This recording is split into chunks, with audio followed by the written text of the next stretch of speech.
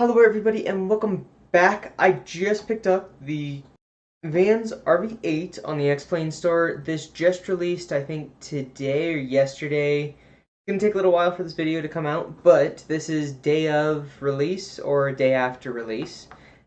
It's phenomenal. So, I don't know how many of you guys have seen this thing, but it's an actual RV-8. So, quite a while ago, I was looking for the specific aircraft because I would like to get an RV-8, an RV-4, 12, 14. I haven't decided what yet since I don't have the money to put it down and start building it yet. But I would like to build either an RV or a Kit Fox someday. That's one of my goals. And I wanted to hop in and start flying it, see how it performs, see if it's everything that I remember it being, because I've flown in a couple of RVs and they are phenomenal. They have so much power, they've got so little weight, and some of them are actually aerobatic rated. So these things are super exciting, and I absolutely love them in the real world. I was hoping they would have one in X-Plane, and at the time they did not. So the release of this airplane is going to have me babbling for a while, but I'm going to start getting used to it, which means a couple go-arounds, a couple touch and goes, and since we have this beautiful airport out here at Meadow Lake, I'm going to do the touch and goes there. So, this is the tail dragger version, in case you guys didn't see it. It does come with a tricycle gear. Normally those are a little easier to fly, but realistically, if I ever build an RV, it's going to be a tail dragger. Not necessarily because of the complexity differences, but more so because of the off-field and non-maintained fields that you can fly on. So I would like to be able to take this, up in the mountains and fly on unimproved runways. So, to get used to this tail dragger, which actually performs like a tail dragger, things like the Stinton, they are so impossibly difficult to fly and they don't act like the real world. So, if you want a good tail dragger simulation, that's definitely DCS. It's not X-Plane right now, it just doesn't have the physics right. This one is very close. It's a little mushy, it's still simulatory, but it's very, very close. And it could also be that the Vans RV actually acts like this. So it is close enough to be believable that this is a plausible simulation that is correct. So I'm going to stop babbling and we're going to go fly this thing. Oh boy, I'm excited. I like this thing. It's cool. So, pause off, brakes on, do a quick flight control check. Good, good, good. Alright, we are all set up and ready. This is actually the starter button. It's kind of weird.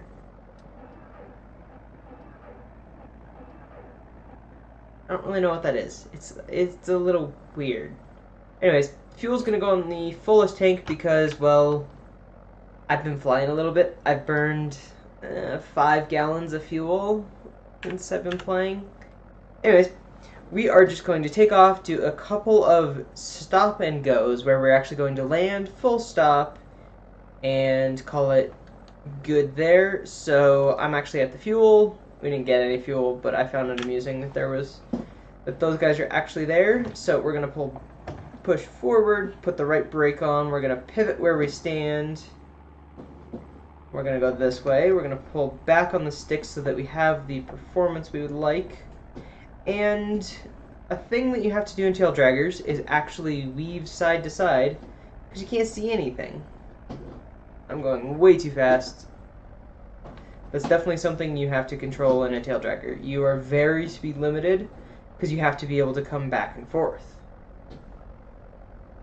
Because say there's another airplane pulling out, somebody walked out in front, somebody's puppy decided to run out and just didn't know they can't do that. Well, you kind of have to know those things. So, we are over here at runway 15, so Meadow Lake, orange Vans RV, taking off runway 15, Meadow Lake. I think it's technically Meadow Lake traffic, but Meadow Lake will do. We don't really have a favorable wind, but going down to the other side will also not help us. So, here goes. A little bit of crosswind input. Smoothly advancing the throttles full forward for takeoff. Flaps to takeoff. It's a little squirrely. It's part of the tail dragger byproduct. And we're up. And speed's coming up. It's flaps up one. Staying full throttle for now, trimming it so that we're up about 15 degrees. Flaps are full up. This is a fixed gear aircraft. I believe altitude was at 6,500, so we're going to climb to 7,300, 800 of AGL.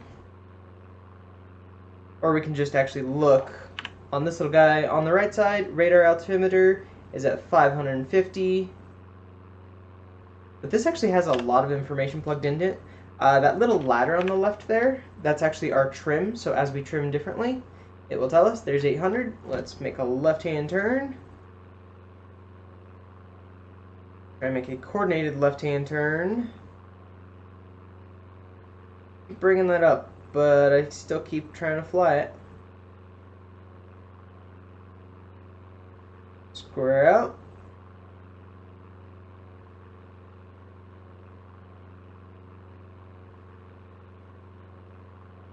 So there's actually a velocity vector on the Garmin. Start another 30-degree turn. We're going to start configuring a little bit.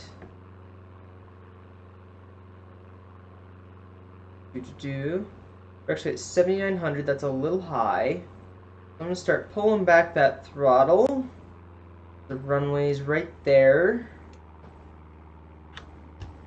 We're going to keep her trimmed. We're going to level off. It was 6,500, so we're going to stop 7,500. As we slow down, we're actually going to extend flaps to takeoff. Push the nose down as it likes to climb. Getting towards stall speed. We're now going to put flaps 2. Still a little high, though. She requires a lot of input on the stick, and like it's pretty well constant trimming. So I like to fly this guy around 8 degrees angle of attack. The only problem with that is that it is a little fast on touchdown, but it is also just fine. So we are going to pull back to about 25%, dip the nose. We need to lose some altitude. We're at about 7,500, so we are going to add some throttle, level off, run it, gas on the fullest. Tank undercarriage is locked down. Mixture should be full forward, but we're at high altitude, therefore mixture is just a smidgen back, because that's actually optimal. Prop is full fine, and seat belts are on. There's our 45, so we're going to turn.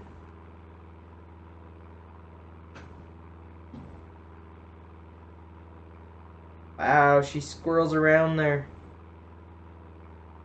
We're actually going to cut down a lot on the throttle. We're coming a little high. That's the airport right there, so we're a little high and we're a little close.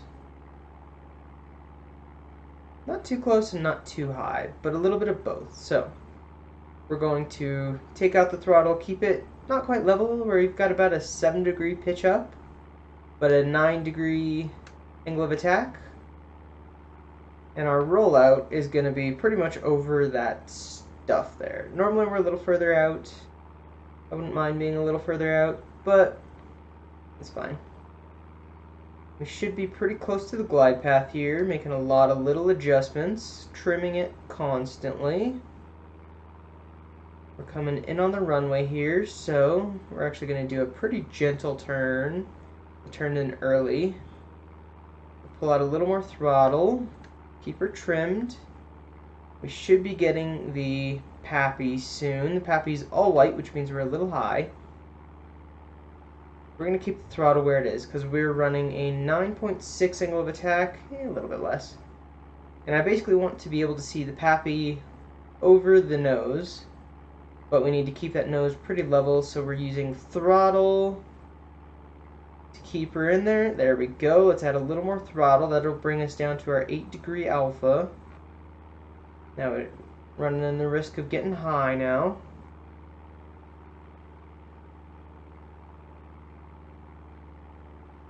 And smoothly bring him back to idle. That's the stall horn.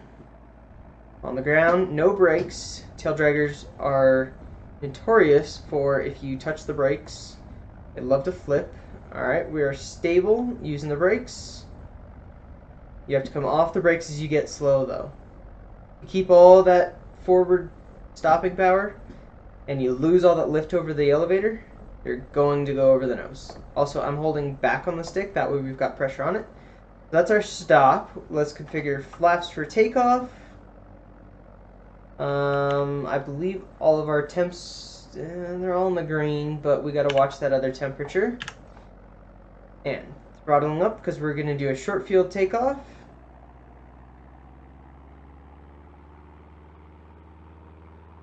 Good spool. Woo boy. Got a little sporty there. Nope, she got too sporty. The pushing forward gave me so little control that I was unable to stay on the runway. Gonna have to keep that in mind for the future. But this is why we're doing touch and goes. Well, stop and goes. Again, there is up, flaps up 1, and up we go. So normally I think you want to wait till about 200 AGL, then you level out there-ish. So there's 200. And that's normally where you put up the flaps. That gives you enough space that you might be able to get it if you need it. Alright. That was a touch and go, a stop and go on the big runway. Let's try a stop and go on the little runway. So there's almost 800 feet. I did it a little early, but that's fine. There's 30 degrees banked over. I think I was banked a little far last time. I was going 45, which is not really what you're supposed to do, but that's fine. We're going to start to configure, give us all the time in the world to get down, because the runway we were landing on is not an easy runway. So the runway we're landing on is meant for ultralights, not gliders, but ultralights and gyrocopters. That's flaps full landing. Running an 8.3 alpha. Fine. I'm going to come a little bit away from the runway because we are actually fast and high. Well, we're high. We're not out of the area. We're 1,000 above, but we're pretty much right at the edge of the runway. So it's not showing up on my map. This will get exciting. But it's a really, really short runway. It's like 1,200 feet. And I think the Van's aircraft lands in 1,000. So if we touch down at the beginning, keep in mind, things like airliners, they plan to touch down at 1,000 feet. And we have to touch down within 1,000 feet, which it's a small little aircraft, so we can do it. But that's just kind of to give you a little perspective. Alright, let's make our turnaround, spot our landing. We should be good altitude-wise, and I hope we're good vector-wise. There's the airport. And there's the landing area. Oh boy, it's tiny. So we are a little low. We have to come in a little fast, so I actually want to hold altitude for a minute. Ooh, a little more throttle. Alright, we're coming in on glide slope, but I also cannot see it, which means we're going to have to slip this aircraft all the way down. Just so that I can even see where we're landing. Keep the nose all the way down. I'm neutral rudder right now. We're barely above stall speed. We're aiming for the actual taxiway right now. That's where I was trying to aim. We're a little fast, we're a little high, we're coming in. Streaming quick, cutting throttle, flaring. Did not flare very well. Gotta put it down. This is when you want to be going around. Full brakes, off the runway. Yeah, we should have gone around. That was not good. We did not make the end of the runway. I have made it before. Yeah, it's a good time to practice our off-field takeoffs. So, I believe the goal... This is not the right direction. Powerful, flaps to take off. Let's get the tail wheel up as quick as possible.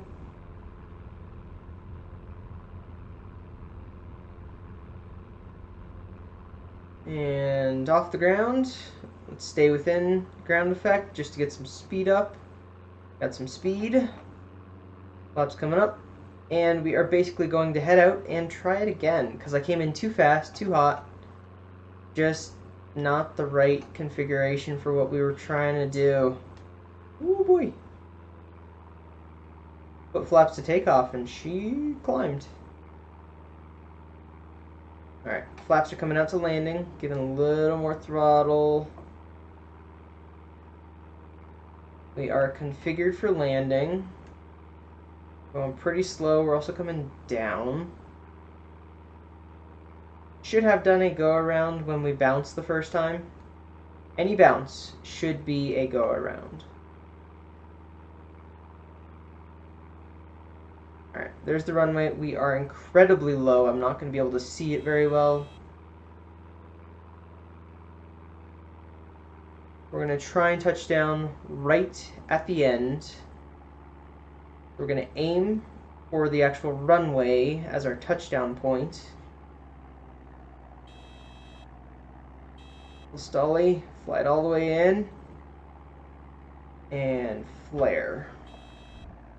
Oh, down. Don't flare like that. What did I just say? Any bounce is a go around. We technically made it. That was bad. That was really bad. Swing her around. I think we can make that. So this is a tailwind.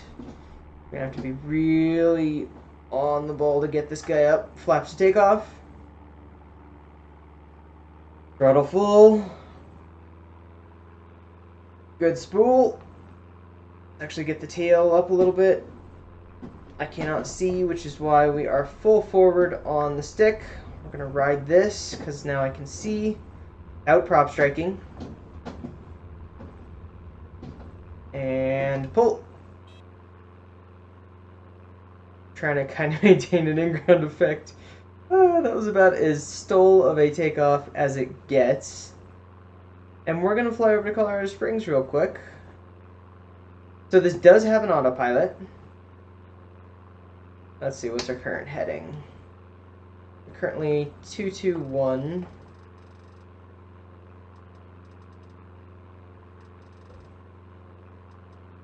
We'll hold heading mode. Autopilot engage. Let's go vertical speed up to at 500. Vertical speed engage. Altitude up to 7,500. And we're engaged. Autopilot's on. If I go over to heading, scroll right, it will go right. And let's just hold 220 because that is the runway right there that we're trying to land on. We're going to land on 17 right because that puts us close to... Perfect, we're about 1,000 feet off the ground. Oh, shoot, flaps. Oh. I got a little warning on the bottom left that flaps were down and out. So there is a huge amount of information on this thing. As we accelerate, it likes us. As I pull the throttle back, it also likes us.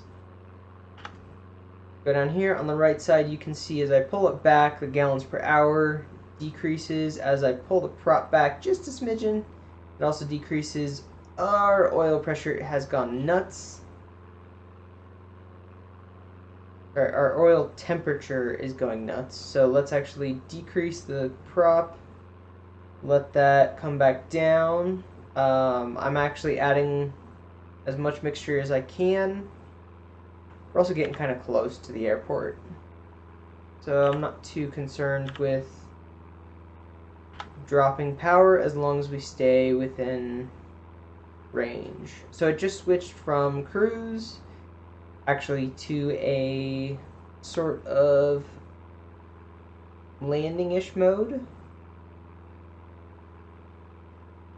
Increase our radius. There we go. That's it over there.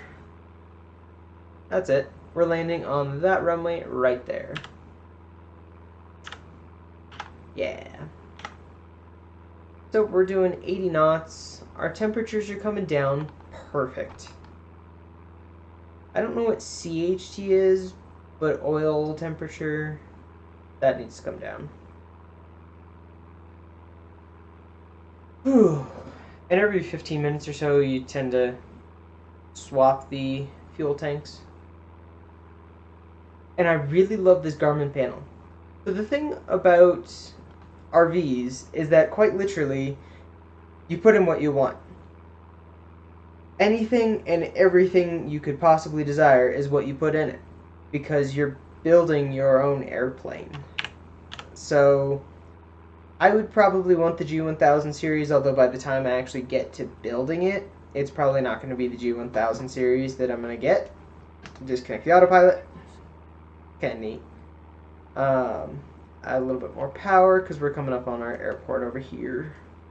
I guess I could have just turned it a little bit, but might as well hand fly it a little bit, or trim fly it a little, I guess.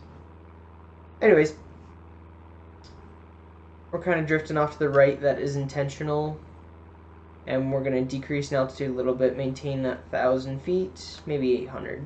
That way we're at pattern altitude.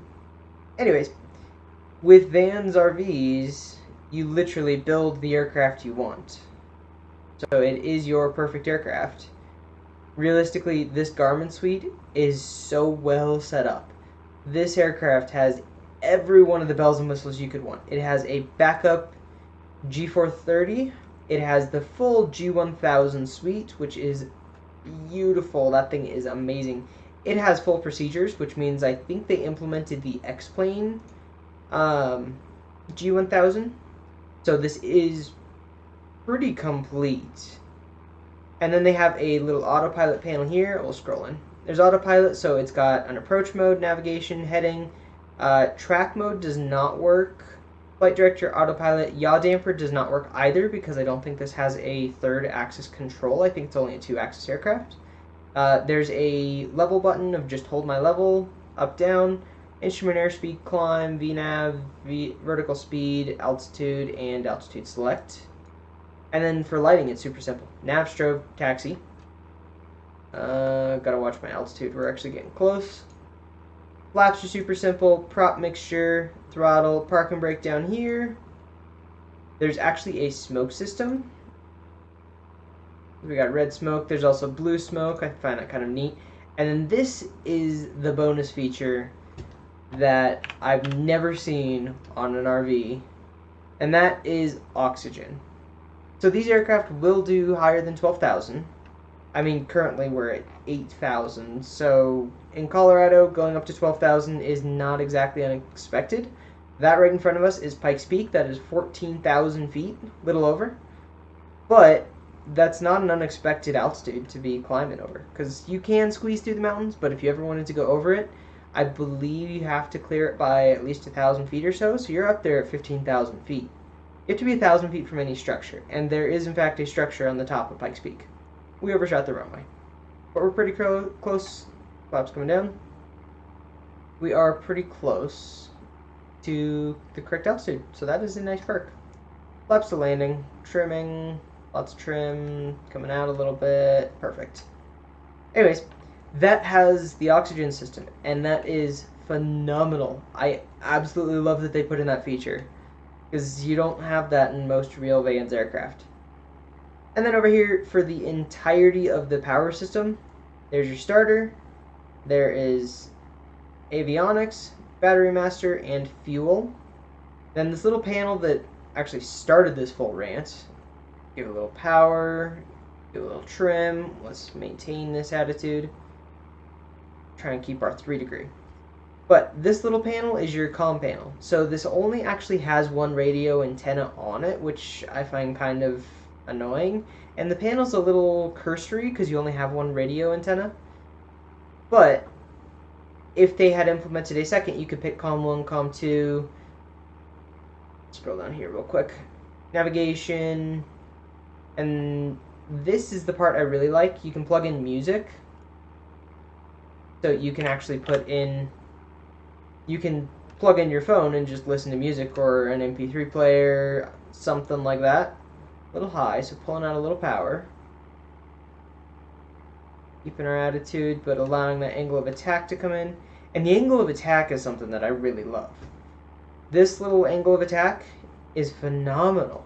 It is pretty well, and not quite the perfect illustration, but it's a really, really good illustration of why you fly level, and then what happens when you pull the power out. Your angle of attack increases, and you decrease your flying down further. So that's just, it's such a nice feature being able to see that. Also, when you fly your angle of attack, like I can sit at 8.8 and come off of it, and then it will change it, but you can see exactly what's happening. So when you pull back, that's why you have to add some throttle. When you come in a little low, like I'm doing right now, there you go. Now we pull it back, push the nose down, maintain this 3°. We're going to land like an airliner. Because, well, if we land right here, we could probably make the first taxiway. But we're going to land a little long. We're going to let it float.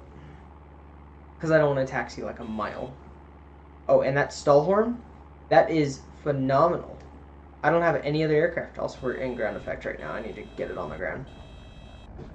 That little stall, that tells you just before you stall out, which is phenomenal, because if you're looking outside the aircraft and it beeps at you, unless you're right about to land, you need to add power or pitch the nose down. So just being able to hear that, like on climb out, I've had that beep at me before because I've had too high of an angle of attack, and then when you put up the flaps, if you're not going fast enough, it'll actually beep at you because you stall the wing. Also, this runway is gigantic, so I was giving it a little power. And we are going to taxi our happy little orange tail off the runway. So it's much easier to illustrate the Wiggles principle and why you need it out here, because we have so much more room to be wiggling. But can't see. Now I can see. Now we just hold this for just a smidgen. And we're getting over towards the edge, so we're going to go this way just a smidgen, because you can't see anything in front of you in a tail dragger. It's not great, but it also makes it so that this is your landing attitude most of the time. So it allows you to get a... I'm not entirely sure how to explain this one, but it's better for off-field landings. And we're going to land at corporate. We're going to come over here to the corporate place and corporate hangars where all the trucks are sitting. But basically, it allows you to be at a higher angle, which does a couple of things. It spoils the lift. It allows... So on landing, it'll spoil the lift a little bit because your wings actually at a higher angle of attack. So it'll slow you down just a smidgen faster. I can't see where we're going, so I gotta wiggle. But basically, it will spoil lift. Also on takeoff, it will allow you to have less drag, because the third wheel in the front actually adds just a smidgen of drag. It's a little bit more stuff on the ground. It also makes it so that when you're taking off, that little tail wheel has almost no weight. But everything's on the mains, and it makes it so that you're really not going to dig in. So if you hit a mud puddle, if the front wheel hits it, it's going to dig straight in and try and flip the aircraft. If the tail wheel hits it, it's actually going to bounce up and try and flatten out the aircraft. Now, if you get it on the left or the right mains, really not a lot you can do about that. Tail wheels do suffer from, if you get them too far out of whack, you can ground loop them. Very bad thing. If you want to know what those are, I think I've done it on the channel before, but just Google it. There will be plenty of examples. Neat semi. Oh, man. I've been babbling long enough. I think you guys are probably tired of listening to me at this point, but I am absolutely loving this aircraft. I haven't stopped babbling, which means I'm having a ton of fun, and this is not the first flight I've done in it, which means I'm still having that much fun. So if you guys like a tail dragger aircraft, this does come in a tricycle, so you don't need to, you're not necessarily locked into it. But if you like tail wheel aircraft, or if you want to fly something that's used in the real world, this is it. This is realistic. This is something that everybody can achieve. Admittedly, it could take a long time to get there. It could be a life goal to make one of these. But realistically, just about everybody could make one of these. This beautiful little aircraft. And the joy of it is you can build it however you want. So you can put in a Garmin system, you can put in a steam gauge system, you can have autopilot, you can leave it alone. You can actually modify the blueprints to make it so that the gear come up. Like in the normal one, this RV-8, the gear is not retractable. So if you wanted to, you could actually do structural modifications and put in retractable gear. It's the beauty of making your own aircraft. But there's also the gigantic responsibility of maintaining it, getting it certified, actually flying it, paying for it, which is a big part. And then if you make those structural modifications to actually make sure that they will still be, you will still end up with a valid flyable aircraft. Because if you build everything, and as soon as you try taxiing, the gear collapses, ooh boy, that would not be good. Because you would probably have to redo some of the wings, you might have to redo some of the ribs, you're probably buying a new prop, the engine might be toast if you were running it, so that might have been $40,000 I just described. Plus the paint job, it's a long list. So you're responsible for it, but you can do anything you like to it. So it's kind of a dream aircraft.